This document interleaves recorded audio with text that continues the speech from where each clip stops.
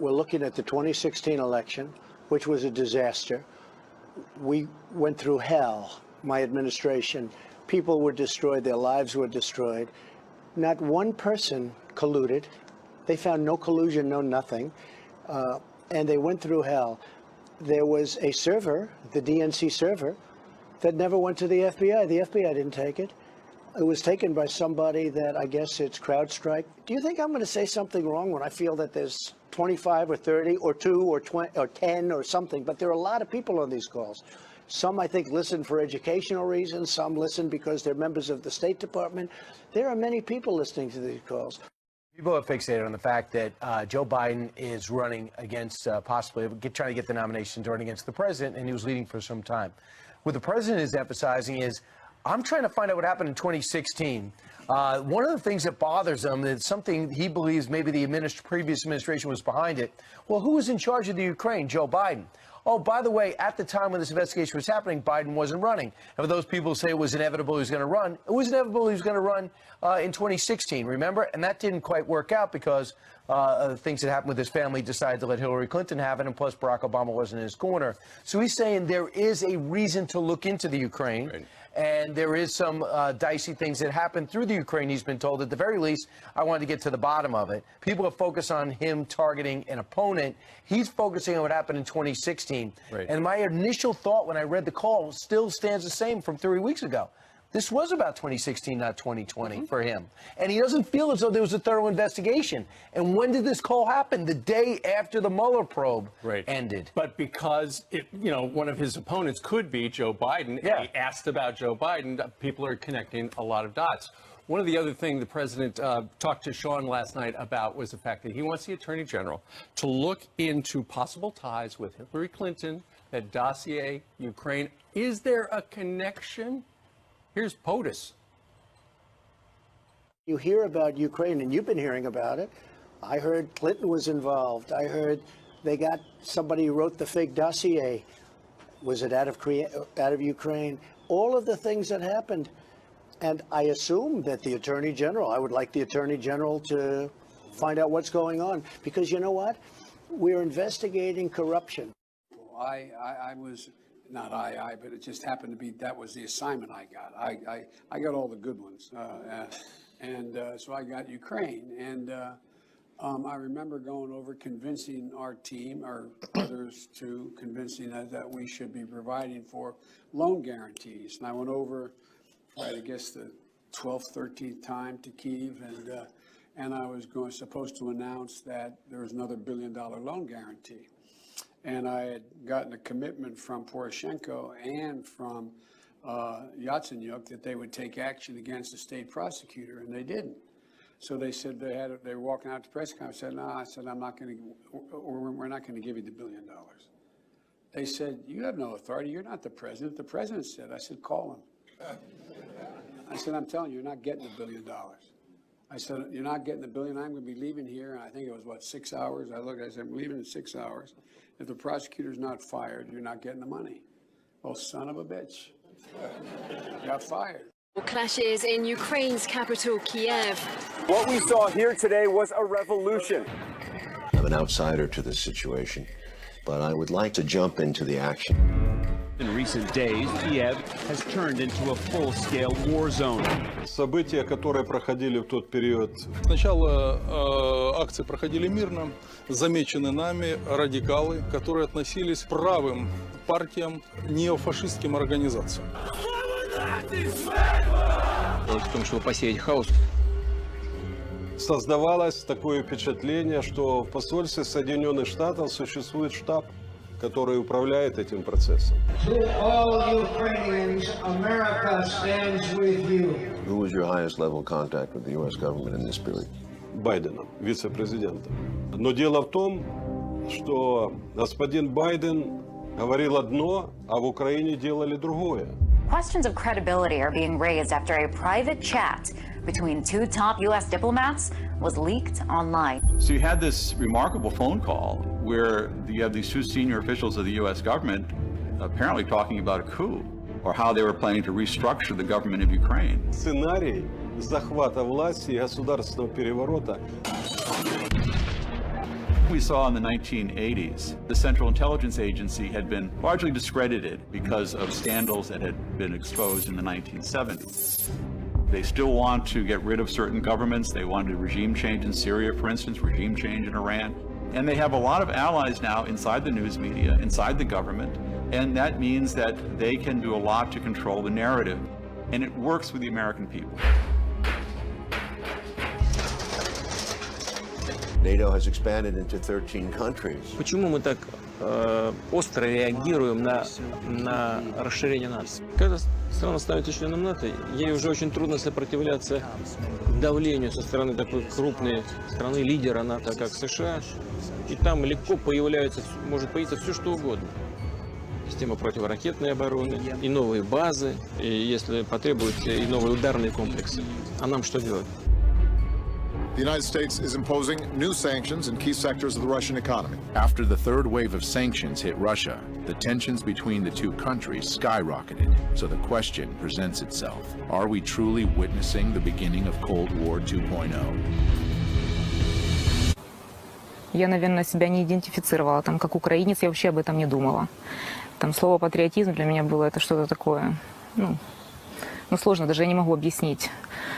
Это были какие-то чужие слова. Просто мы об этом никогда не думали. Мы жили, воспитывали детей, строили бизнес, зарабатывали деньги, тратили их, ездили отдыхать и так далее.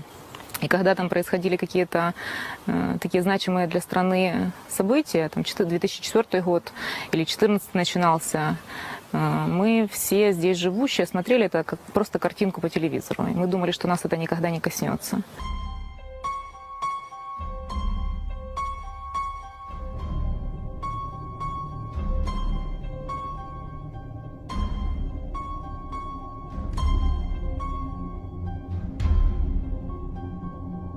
The question is, why are we here?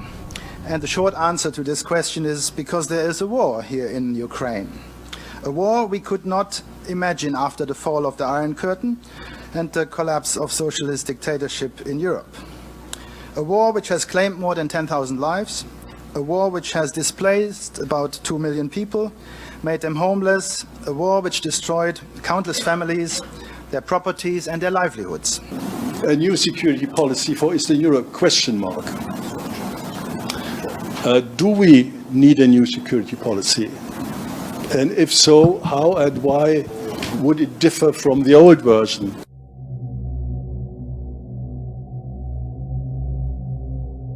There are two equal threats to the world, and it is written in the communique of all those countries.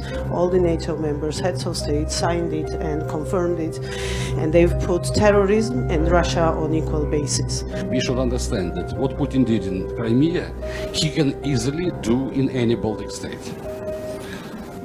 The Crimea issue is very central to the Russian regime. So if they don't build this bridge from Russia to Crimea, then the whole Crimea project becomes unsustainable, and they may decide to have to fight a war from the Donbas to Crimea, which would be a huge war, 500 kilometers, Mariupol, Berdyansk, Melitopol. Basically, the Ukrainian state collapses. What is NATO going to do with that? Many in Russia, including our future great leader Vladimir Vladimirovich, decided in their hearts that never again, not meaning never again won't have any colonial wars, but never again will Russia be humiliated and defeated in such a nasty fashion. And look where we are today. The Russian government is very skillful in propaganda and very skillful in information warfare.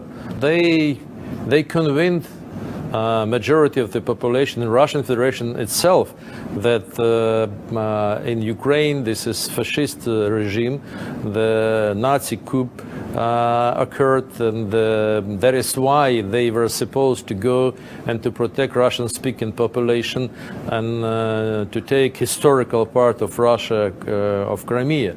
And this propaganda and using very skillfully the mass media have some results. I wouldn't tell all of those who are on occupied territory do believe in this, but respected amount of them.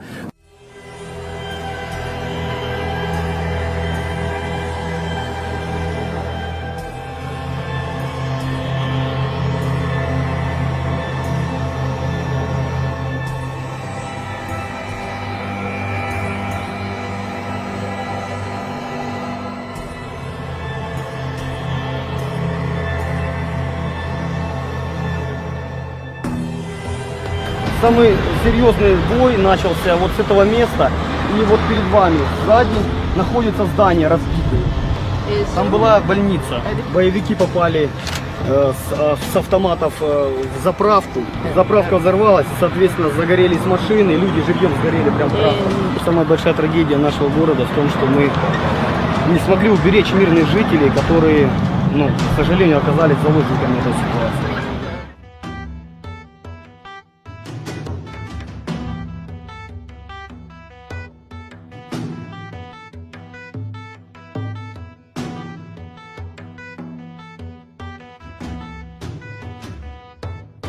Никто не транслировал, ни радио, ни телевидение, ни местная власть не говорили, что на самом деле происходит. Поэтому очень многие местные жители, у них было ощущение, что их бросили.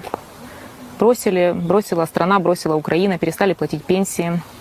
Славянск оказался заложником этого всего, и жители, которые здесь жили, они чувствовали себя брошенными. Должно пройти много времени, пока не пройдет травма внутри всех людей, которые покинули Донецк, которые пережили лишение, травму эту. И сегодня каждый видит по-своему развитие этой ситуации, и у каждого есть свое мнение по этому поводу. Единого какого-то видения будущего, его, к сожалению, сегодня нету. Ни у кого. Потому что никто так за 3 года не смог решить вопрос, как же нам урегулировать кризис на Востоке.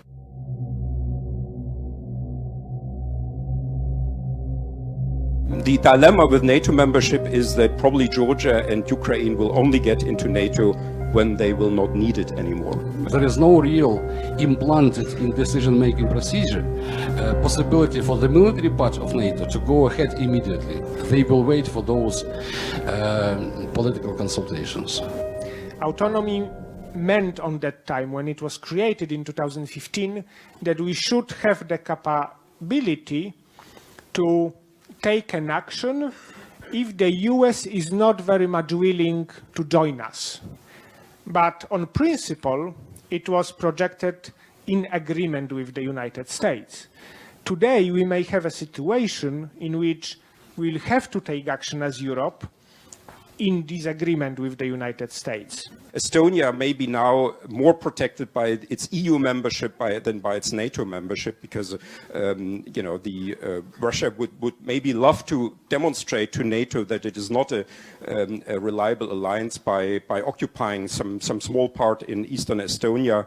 But it would then have to fear tougher EU sanctions. Putin is constantly looking at the weakest links. He's always proposing, meetings, investments, special relations for EU leaders that he thinks could be the weakest. Real ability to show decisiveness of deterrence must include, first of all, countries who have special relations with, or at least seem to have special relations with Russia, namely France, Italy, Germany, etc. They must have their troops close to the front line, front state.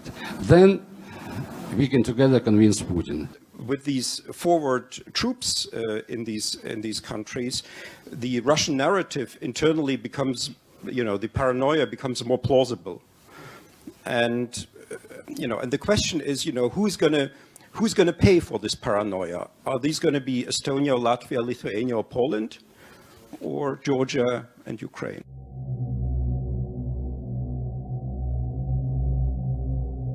There is no magic rule, or there is no magic weapon a military can use in a war, especially in a conventional war, to win the fight. And particularly when the enemy is so much bigger than you are, and so much brutal and so much capable of anything. The only chance to win this war is when militaries and civilians are on the same page. The problem in our societies is not only Russia or their propaganda. I think the problem is very deeply amongst ourselves, Ukrainians, Georgians. There is a very common understanding that Ukraine started rebuilding its own nation actually after the Crimea was lost and after this war. In Ukraine, we have two parts of nation. One majority, this is very developed civil society with the deep roots of democracy inside, which even can go against the machine guns and to stop dictatorship. But Maidans, they might stop dictatorship, but they cannot build democracy. Building institutions and changing people's minds on those institutions is a difficult thing, because underneath the institutions are values, and values don't fall from heaven. I think that's where the problem is, because if the democracy is fragile, if the nation is fragile, if the path you are on is not value-based and the population does not support it entirely, if there's no agreement amongst ourselves, then Russia, or any nation for that matter, finds a fertile ground to fight you. And they always will find supporters of this cause. So we need to work more with our own people than responding to what Russia says. Проблема того же Славянска в том, что люди не доверяют власти. И весь этот 100-тысячный город в едином порыве говорит о том, что все власть делает не так. Но если она все делает не так, то нужно что делать? Для того, чтобы они поверили друг другу, нужно их объединить вокруг какой-то цели. Ну и сейчас наша задача номер один, о том, чтобы объединить общество, а не просто общественные организации, а объединить самих людей, вселить в них надежду о том, что это все закончится однажды, и мы сможем жить в другом городе.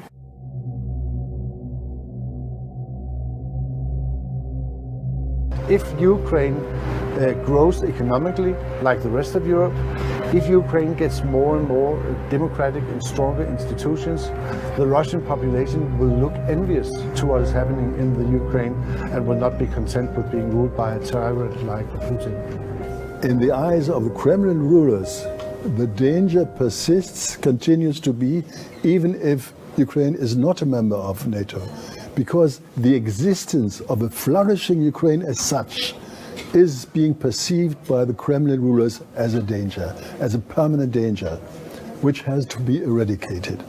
Russia is never as weak as it seems to be, but as never as strong as it pretends to be.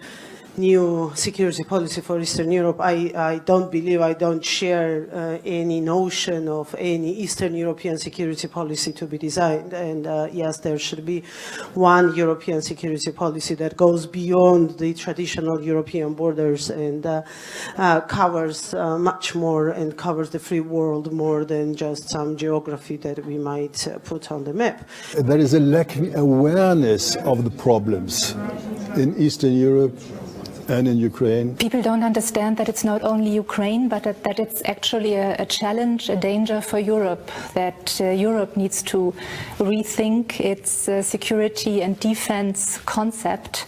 The rest of Europe needs the Ukraine because the way Europe develops economically, politically, Ukraine could be a very, very important contribution to our common future. The Ukraine has a well-educated and strong workforce, which could mean a lot to European prosperity. And Ukraine has a geographical position and a potential military power, which can be useful for the collective security of Europe and the NATO area. Когда освободили город, буквально очень много сюда приехало волонтеров, очень много приехало людей со всей Украины, которые готовы были поддержать не только местных жителей, но и местное самоуправление. Имеется в виду школы, садики. Это все было отремонтировано вот в таком подобном состоянии. Там были некоторые школы.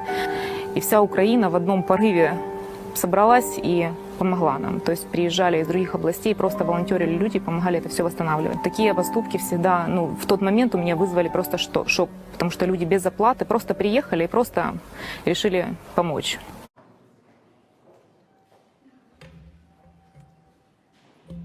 Good afternoon. Last Tuesday, we observed the anniversary of the adoption of the Constitution on September 17th. Sadly, on that day, The Intelligence Community Inspector General formally notified the Congress that the administration was forbidding him from turning over a whistleblower complaint on Constitution Day. This is a violation of law. Shortly thereafter, press reports began to break of a phone call by the President of the United States calling upon a foreign power to intervene in his election. This is a breach of his constitutional responsibilities. The facts are these. The Intelligence Community Inspector General, who was appointed by President Trump, determined that the complaint is both of urgent concern and credible. And its disclosure, he went on to say, relates to one of the most significant and important of the Director of National Intelligence's responsibility to the American people.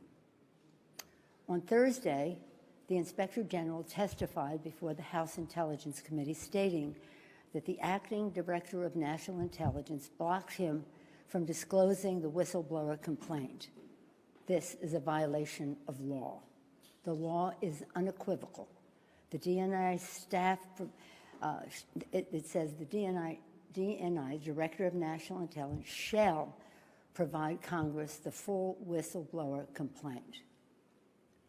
For more than 25 years, I've served on the Intelligence Committee as a member, as the ranking member, as part of the Gang of Four, even before I was in the leadership. I was there when we created the Office of the Director of National Intelligence. That did not exist before 2004. I was there even earlier in the 90s when we wrote the whistleblower laws and continue to write them to improve them to ensure the security of our intelligence and the safety of our whistleblowers. I know what their purpose was, and we proceeded with balance and caution as we wrote the laws. I can say with authority the Trump administration's actions undermine both our national security and our intelligence and our protections of the whistleblowers, more than both. This Thursday, the acting DNI will appear before the House Intelligence Committee. At that time, he must turn over the whistleblower's full complaint to the committee. He will have to choose whether to break the law or honor his responsibility to the Constitution. On the final day of the Constitutional Convention in 1787, when our Constitution was adopted, Americans gathered on the steps of Independence Hall to await the news of the government our founders had crafted. They asked Benjamin Franklin, "What do we have, a republic or a monarchy?" Franklin replied, "A republic if you can keep it." Our responsibility is to keep it. Our republic endures because of the wisdom of our Constitution, enshrined in three co-equal branches of government, serving as checks and balances on each other. The actions taken to date by the President have seriously violated the Constitution, especially when the President says, Article 2 says I can do whatever I want. For the past several months, we have been investigating in our committees and litigating in the courts, so the House can gather all the relevant facts and consider whether to exercise its full Article 1 powers, including a constitutional power of the utmost gravity, approval of articles of impeachment. And this week, the President has admitted to asking the President of Ukraine to take actions which would benefit him politically. The actions of the Trump presidency revealed the dishonorable fact of the President's betrayal of his oath of office, betrayal of our national security, and betrayal of the integrity of our elections. Therefore, today, I'm announcing the House of Representatives moving forward with an official impeachment inquiry. I'm directing our 6 committees to proceed with their investigations under that umbrella of impeachment inquiry. The President must be held accountable. No one is above the law. Getting back to our founders, in the darkest days of the American Revolution, Thomas Paine wrote, "The times have found us. The times found them to fight for and establish our democracy. The times have found us today, not to place ourselves in the same category of greatness as our founders, but to place us in the urgency of protecting and defending our Constitution from all enemies, foreign and domestic." In the words of Ben Franklin, to keep our republic.